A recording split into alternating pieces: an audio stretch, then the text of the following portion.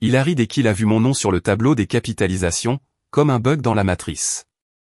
Il a dit quelque chose comme « Écoutez, les RH ont accidentellement donné une part au stagiaire. » Je n'étais pas le stagiaire. C'est moi qui ai reconstruit tout le back-end après que son architecture visionnaire n'ait pas survécu à un pic d'une amas sur Reddit. Les serveurs ont planté en pleine démonstration. J'ai réparé le problème pendant qu'il accusait DevOps sur scène et expliquait aux investisseurs que ce n'était qu'un problème d'équilibrage de charge. Je suis resté silencieux.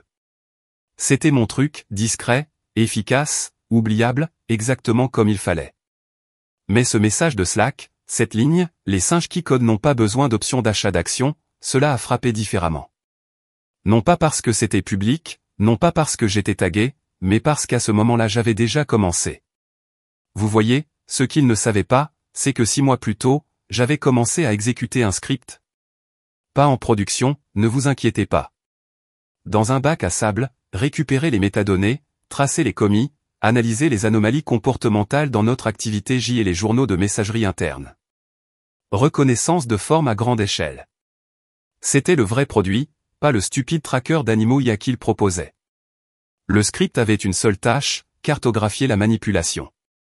Et ça a marché. Au moment où il a fait cette blague, j'avais déjà un dépôt privé contenant 3 ans de modèles.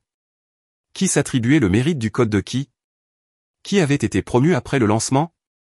Qui avait reçu des avertissements et qui n'en avait pas reçu? Ce n'était pas seulement du sexisme.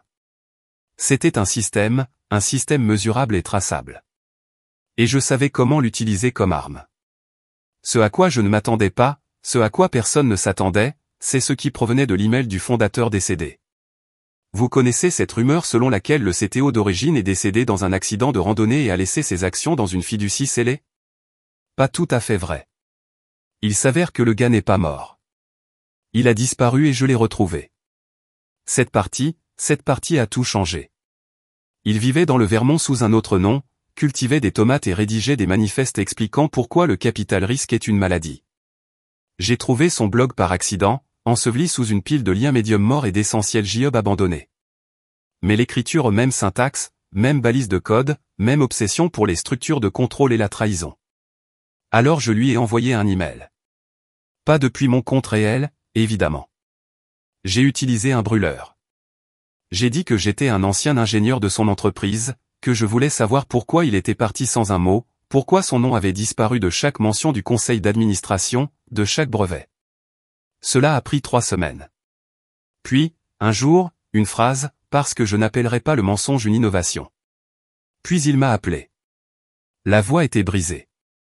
Il a dit qu'il n'avait parlé à personne de ce monde depuis 5 ans, qu'il avait toujours les documents, que oui, il détenait toujours techniquement 3,7% et que son avocat attendait quelqu'un, n'importe qui pourrait prouver que l'actuel CTO avait commis une fraude à la suppression d'options au cours de la série A. Vous savez ce que cela signifie, n'est-ce pas? Cela signifie que ma petite subvention, que j'ai utilisée pour un prix inférieur au prix d'un iPhone d'occasion, a soudainement eu du pouvoir. Non pas à cause de sa taille, mais à cause de ce à quoi il était lié. Effet de levier de vote, effet de levier silencieux. Un levier qu'ils n'ont jamais vu venir.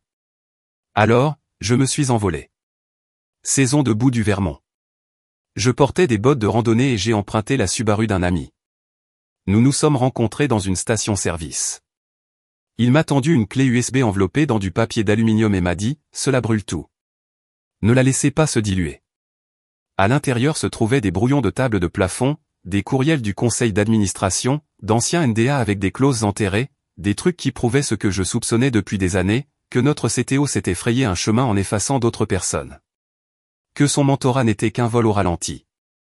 Mais c'est ici que les choses changent à nouveau. Alors que je retourne à la voiture, le fondateur, Josh, se penche et dit, j'ai essayé de tuer l'entreprise une fois. Ils réessayeront. Vous avez peut-être 2 semaines avant que quelqu'un ne remarque ce que vous construisez. Je n'ai pas compris ce qu'il voulait dire jusqu'à l'audit. La conformité interne a signalé mes informations d'identification ce lundi-là. J'ai dit qu'il y avait des anomalies dans mes privilèges J. J'ai été exclu de Jenkins, des révisions de code et même de Slack. Ils essayaient de me geler à mi-commis, mais j'étais déjà en avance car 2 jours auparavant, j'avais tout dupliqué, cloné l'intégralité de notre dépôt, pour ne pas le divulguer, pour le réécrire. Et ce que j'ai écrit ensuite, ce que j'ai nommé ce repo, était le premier clou dans son cercueil, réant en Votigny parce que les fantômes reviennent. Et je n'avais pas encore fini de le hanter. Le repo n'était pas qu'un fork. C'était une réécriture avec un but. Chaque engagement était chirurgical. J'ai retiré son nom des contributions qu'il n'a jamais faites. Rétablissement des lignes de crédit enterrées. Réécriture de l'historique des versions pour montrer les véritables architectes derrière le moteur d'origine, des personnes qui avaient été discrètement expulsées ou des performances gérées dans le silence. Et dans le rythme, tout en haut, j'ai écrit « Ceci est un miroir, non pas du code, mais des conséquences ». Ensuite, j'ai joint les documents de l'ancien fondateur numérisés, horodatés, expurgés si nécessaire, mais suffisamment pour ébranler quiconque savait ce qu'il regardait. Le plan n'était jamais de le divulguer publiquement. C'est une vengeance de débutant. C'était tactique. J'ai crypté le dépôt et les téléchargé sur 3 services de dépôt légal différents avec une condition de déclenchement. Si mon emploi prenait fin sans motif, cela serait diffusé sur l'ensemble de notre liste de diffusion d'investisseurs. Et oui, j'ai inclus l'épouse du CTO, car elle figurait comme signataire fantôme sur l'une des autorisations antidatées d'options d'achat d'actions. Mais même là, je n'ai pas encore bougé. Il me fallait une chose de plus, une variable fatale, le contrôle, ce qui signifiait des actions, donc des alliés. Entrée Linda des finances. Personne n'a prêté attention à Linda. Elle portait des chaussures orthopédiques et parlait avec des formules Excel, mais elle était là depuis le passage des technologies de la santé à l'analyse des animaux de compagnie, et elle détestait le CTO plus que moi. Il a dit qu'il l'avait appelé un jour une feuille de calcul avec des lunettes. Je l'ai emmenée déjeuner. Laissez-la parler. Elle a craqué au dessert. Il s'avère qu'elle connaissait le pool d'actions fantômes. Option promise, jamais émise. Les dirigeants d'IC à qui on a offert verbalement des subventions, puis qui ont été éclairés lors du suivi. On lui avait ordonné de supprimer les brouillons. L'un d'eux avait une note en marge, les singes qui codent ne négocient pas des, elle m'a montré la copie numérisée. Je lui ai montré mon plan. Linda n'a pas hésité. Elle a déclaré qu'elle avait déjà exercé sa petite subvention et détenait 0,14%. Elle voterait avec moi. 2 autres ingénieurs se sont joints discrètement. L'un d'eux, Miguel, avait été rétrogradé après avoir signalé une faille de sécurité que le directeur technique prétendait plus tard avoir corrigée lui-même. J'ai montré à Miguel ce qui se passait réellement avec cette faille. Je lui ai montré le dépôt, les documents. Ses mains tremblaient. Si c'est vrai, a-t-il dit, ce n'est pas qu'un imposteur. Il est dangereux. Je n'ai rien dit. Je n'en avais pas besoin, parce que Miguel avait 0,9%. Et maintenant, moi aussi. Ensemble, nous avions 3,01%. Juste assez pour déclencher un mouvement. Juste assez pour appeler à un vote. Juste assez pour que l'homme qui s'est moqué de moi finisse par demander « Attends, qu'est-ce que tu fous ?» Je l'ai regardé droit dans les yeux, j'ai souri et j'ai dit « Redémarrer le système ». Il pensait que c'était du bluff. Lorsque j'ai déposé la motion visant à convoquer une réunion spéciale du conseil d'administration, il est entré dans mon espace de travail partagé comme un père de sitcom qui avait surpris les enfants en train de jouer au PDG. Tasse d'infusion froide dans une main, applaudissements sarcastiques de l'autre. Bien joué, Ava. Très House of Cards. Et ensuite ? On va divulguer nos données utilisateurs à TechCrunch. Je n'ai pas bronché. Je viens de lui remettre une copie de la clause des actionnaires, l'article 6, sous-section C, celle qui permet aux actionnaires minoritaires de convoquer une session d'urgence s'ils peuvent démontrer un risque important pour l'entreprise. Des risques tels que, par exemple, des pools d'options falsifiées, des approbations d'actions antidatées, une allocation d'initiés aux conjoints pendant les périodes d'interdiction. Il pâlit en voyant les onglets de l'exposition. Vous avez été occupé, dit-il. Codage rapide pour les singes, répondis-je. C'est à ce moment-là que l'ambiance a changé. Le lendemain, les RH m'ont envoyé un email de contrôle de bien-être. Ils ont dit qu'ils avaient remarqué que mon comportement récent avait été inhabituellement irrégulier et m'ont proposé de me mettre en contact avec un conseiller. Livre de jeu classique. Saper la crédibilité. Si cela ne fonctionne pas, préparez-vous à une campagne de diffamation.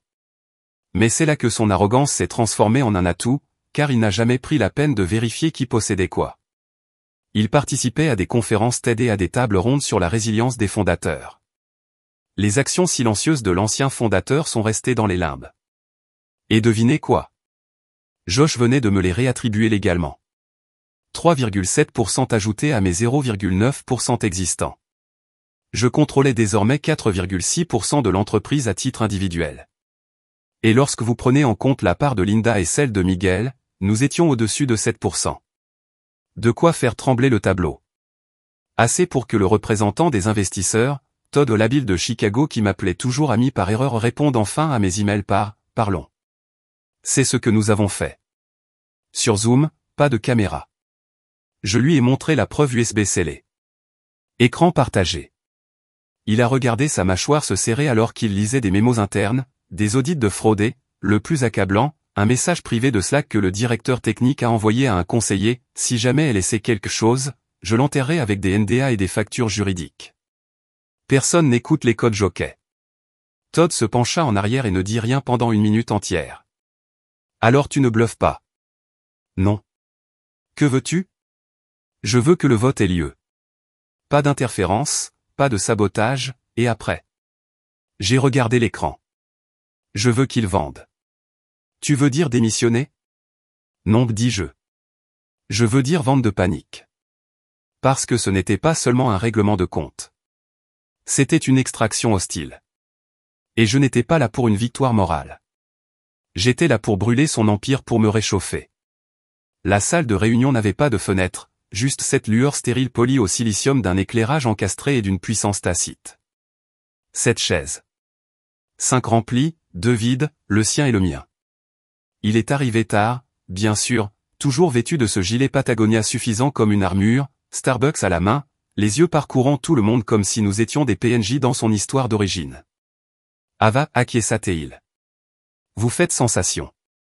Je n'ai pas souri, je n'ai pas cligné des yeux, j'ai fait glisser la pétition des actionnaires sur la table avec le seuil de vote notarié attaché. Chaque signature est déjà là. J'avais même inclus une piste documentaire horodatée montrant comment la fiducie de sa femme avait reçu illégalement ses paquets d'actions fantômes. Puis il rit. C'est mignon. Vraiment? Vous avez apporté des reçus? Non, ai-je dit en croisant les yeux du représentant des investisseurs de l'autre côté de la table. J'ai apporté un effet de levier. Il scruta à nouveau la pièce, à la recherche d'alliés. Gay lui rendit son regard comme s'il avait déjà assisté aux funérailles de l'homme. Linda lisait une feuille de calcul comme si elle était déjà passée à la planification du 3e trimestre. Todd s'éclaircit la gorge. Nous avons examiné la documentation, a-t-il déclaré. Nous recommandons une pause du pouvoir exécutif jusqu'à ce qu'un audit complet soit terminé. Le CTO se moqua. Une pause basée sur quoi? Un dépôt JOB et un développeur intermédiaire mécontent avec un flair pour le drame. Pas de drame, dis-je en sortant un dossier. Un modèle de données à cartographier les abus de privilèges sur 4 cycles de produits. Vous qualifiez le vol de mentorat. J'ai écrit l'algorithme qui le prouve. C'est à ce moment-là que la contraction a commencé. Coin droit de sa bouche. Micro-expression, panique sous la peau. Il est passé en mode attaque. Vous pensez que vous êtes intelligent? Vous pensez que quelques contrats poussiéreux et un fondateur à moitié mort vous ont donné mon entreprise? J'ai construit ça. Je me suis penché en avant. Non, vous l'avez assemblé comme un voleur chez IKEA. Et maintenant, il s'effondre parce que vous n'avez jamais lu les instructions. Puis vint le silence, celui qui fige le temps. Todd a finalement déclaré, nous avons initié un gel des dépenses discrétionnaires. Tous les décaissements de subventions sont suspendus, et en attendant les résultats de cet audit, il vous est conseillé de vous abstenir de représenter l'entreprise dans les communications externes. Traduction, vous êtes radioactif maintenant. Mais il lui restait encore un coup et il l'a mal joué. Cette nuit-là, quelqu'un est entré par effraction dans ma voiture garée. Rien de pris. Mais la clé USB que je gardais dans la boîte à gants, l'une des 3 copies des documents originaux du fondateur, avait disparu. Ce qui voulait dire que quelqu'un avait peur. Bien, car je n'avais pas sauvegardé une seule version. J'en avais 7 endroits sur 7, y compris celui à l'intérieur de l'usine de son bureau, caché bien en vue derrière la fosse succulente qu'il n'avait jamais arrosée. Et demain matin, la livraison de cette clé USB était prévue. Directement à son plus gros investisseur, la lettre de motivation qui disait simplement « Coder des singes, tu te souviens ? Il m'a appelé à 3h12. Numéro bloqué. J'ai répondu parce que je voulais l'entendre se défaire. Ava, dit-il, la voix brisée comme un bruit statique sous la pression, nous n'avons pas besoin de passer au nucléaire. Vous l'avez déjà fait, dis-je catégoriquement, assis sur le sol de mon appartement en short de sport, regardant l'écran de transfert de fichiers clignoter à 98%. Je ne fais que livrer les retombées. Il essaya la vieille voix, toute condescendante et faussement soucieuse. Cette vendetta est émouvante. Je comprends. Mais vous faites une erreur qui met fin à votre carrière. Non, dis-je. Vous l'avez fait pour moi il y a 3 ans lorsque vous avez pris mes notes sur mes produits, que vous y avez apposé votre nom et que vous avez présenté votre projet à André sans moi dans la pièce.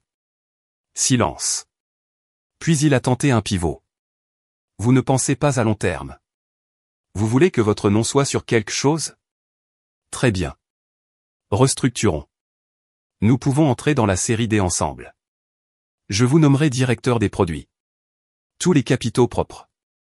Pas les miettes. Je l'interrompis.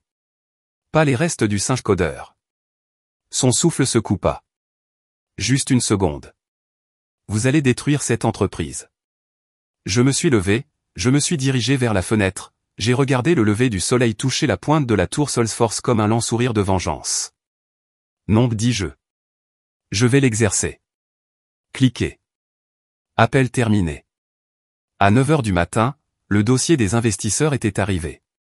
Cette PDF, chacun relié, signé numériquement, horodaté, catalogué dans une feuille de calcul nommée éloge funèbre de l'exposition. La réponse est arrivée rapidement. Todd a appelé le premier. Vous ne bluffez pas. Ils ont commencé à paniquer. Puis Linda, les dossiers du Nasdaq ont été mis à jour. Ils se préparent à réattribuer les sièges du conseil d'administration. Puis Miguel, abasourdi. Il vient de vendre la moitié de ses actions en moins de 6 heures. Mais le meilleur, le CTO ne s'est pas présenté au bureau. Ni ce jour-là, ni le lendemain. Son assistant a tenté de le joindre. Les RH ont dit qu'il participait à une retraite de bien-être. Je connaissais la vérité parce qu'une mutuelle que j'avais autrefois encadrée dans le domaine de la cybersécurité m'a envoyé une capture d'écran. Groupe Discord privé, l'un de ses alias de graveur. Message posté 1 heure plus tôt. Quelqu'un sait comment créer une entité fantôme au Caïman qui ne remonte pas aux factures strip? Il fuyait, liquidait, implorait l'anonymat offshore. Et chaque fois qu'il encaissait, sa vente panique diluait son contrôle. Chaque action. Vendredi, j'étais le principal actionnaire non fondateur de l'entreprise. Et lundi, je suis entré dans son ancien bureau, j'ai pivoté sur la chaise sur laquelle il se moquait des gens, j'ai regardé la tasse en céramique qui disait Edisix ingénieur et je l'ai jetée à la poubelle. Ensuite, j'ai ouvert un brouillon de mail. Sujet, proposition de réorganisation, opération Monkey King, car la cage était ouverte et ce n'était plus moi qui me balançais. Il a tenté une dernière manœuvre avant le vote final du conseil d'administration, un email massif. Il a mis en copie tous les investisseurs, conseillers et contacts presse qui lui restaient. Objet, protéger l'innovation contre le sabotage interne. Dans ce message, il se présente comme un génie incompris, affirme être victime d'une campagne de diffamation coordonnée par un développeur junior avec des illusions de grandeur, joint des demi-captures d'écran, recadré des messages Slack, et même fait intervenir un faux lanceur d'alerte, un ancien sous-traitant qu'il avait sous-payé et fantôme après le lancement. Il a sous-estimé 2 choses. Premièrement, j'avais des reçus pour tout. Deuxièmement, je n'étais plus seul. En moins de 30 minutes, Miguel a répondu avec une réponse à tous, un journal d'audit JOB complet et horodaté prouvant que le CTO n'avait pas commis un seul déploiement depuis plus d'1 an. Ensuite, Linda est intervenue avec des propositions budgétaires archivées montrant que les fonds mal alloués avaient été acheminés vers des partenariats stratégiques, qui partageaient tous un numéro d'acheminement avec l'agence de relations publiques de sa femme. Viennent ensuite 6 ingénieurs, 3 concepteurs, 2 anciens PM et un quai fondateur auparavant silencieux qui avait été racheté la première année. Tous répondant, tous joignant des reçus. C'était une pile de chiens numériques. Et au moment où j'ai envoyé ma réponse, ce n'était pas une réfutation. C'était un éloge funèbre. Je ne suis pas ici pour débattre avec un homme qui m'a traité de singe en volant mes plans. Je suis ici pour m'assurer que personne comme lui ne puisse plus jamais porter de visionnaire comme camouflage. Ce soir-là, le vote fut unanime.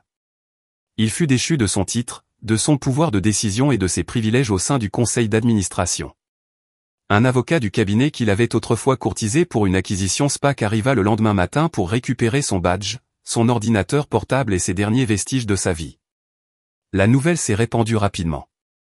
TechCrunch l'a publié avec le titre « Le CTO démissionne au milieu d'allégations de fraude et de leadership toxique. Un ingénieur devenu activiste intervient. » Mais je ne faisais pas encore la fête, car enfoui dans l'une des feuilles de calcul que nous avons découvertes, une feuille que personne n'avait lue attentivement jusqu'à présent, où se trouvait un élément, allocation de fonds d'urgence, transfert d'entité des Caïmans de 4,2 millions de dollars, ce qui signifie qu'il avait déjà transféré une partie du trésor de guerre à l'étranger. Et ce n'était pas seulement de la lâcheté. C'était une préparation à quelque chose. Et tandis que je regardais le dossier, des mots défilant dans la colonne des notes à côté du transfert ont attiré mon attention, phase 2, ce qui signifiait que ce n'était pas terminé. Pas encore. La phase 2 n'était pas un plan. C'était une menace. La semaine suivante, c'était un flou de gros titres, de réunions juridiques et de disques durs. Nous pensions avoir gagné, mais il avait laissé derrière lui de la pourriture dans les fondations. Mardi, le site a été fermé.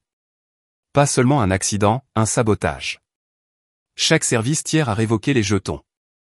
Les clés de déploiement avaient été discrètement dupliquées et intégrées à des portes dérobées à déclenchement temporel. DevOps a paniqué. Slack a explosé. Et au milieu de tout cela, un graveur J-Commis a fait surface, poussé depuis une adresse IP à Lisbonne. Message, les singes codeurs auraient dû rester dans leur cage. Le conseil d'administration a convoqué une séance de crise d'urgence. La presse reniflait du sang. Il essayait de faire couler l'entreprise avant de disparaître, espérant qu'elle s'effondrerait assez fort pour tuer le cours de l'action avant que les récupérations n'interviennent. Ce qu'il ignorait, je l'avais anticipé. Le soir où j'ai pris les commandes, j'ai créé un clone sandbox de l'intégralité de notre base de code, réécrit à partir des commis propres que je compilais depuis des mois.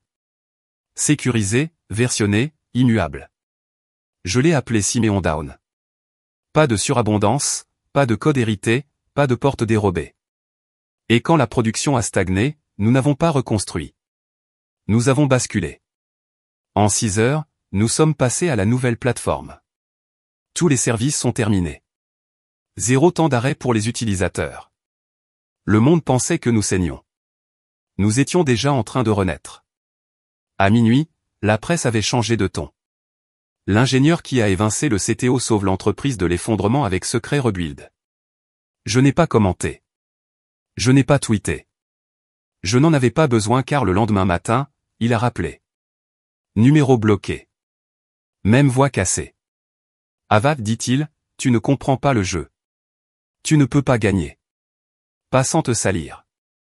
Je regardais simplement l'horizon depuis la fenêtre du bureau. Son ancien bureau, mon nouveau. Je ne me suis pas sali, dis-je. Tu étais la saleté. Je viens de te laver.